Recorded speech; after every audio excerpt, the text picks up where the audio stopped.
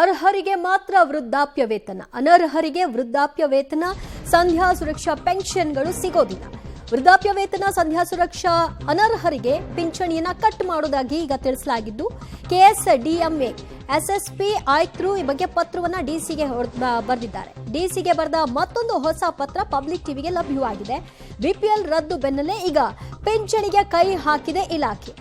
ಅನರ್ಹರ ಗುರುತಿಸಲು ಇಲಾಖೆಯಿಂದ ತಹಶೀಲ್ದಾರ್ ಟೀಮ್ ಅನ್ನ ರಚನೆ ಮಾಡಿದ್ದು, ಯಾರು ಅನರ್ಹರು ಅವರಿಗೆ ತಲುಪಬೇಕಾದಂತಹ ಪಿಂಚಣಿ ಅವರಿಗೆ ತಲುಪ್ತಾ ಇದೆಯಾ ಅಥವಾ ಬೇರೆಯವರು ಅವರ ಹೆಸರಲ್ಲಿ ಪಡ್ಕೊಳ್ತಾ ಇದ್ದಾರಾ, ಅವರು ಬದುಕಿದ್ದಾರಾ, ಸತ್ತಿದ್ದಾರಾ, ಇದೆಲ್ಲದರ ಅಪ್ಡೇಟ್ಗಳ ಆಧಾರದ ಮೇಲೆ ಪಿಂಚಣಿಯನ್ನ ರದ್ದು ಮಾಡೋ ತೀರ್ಮಾನ.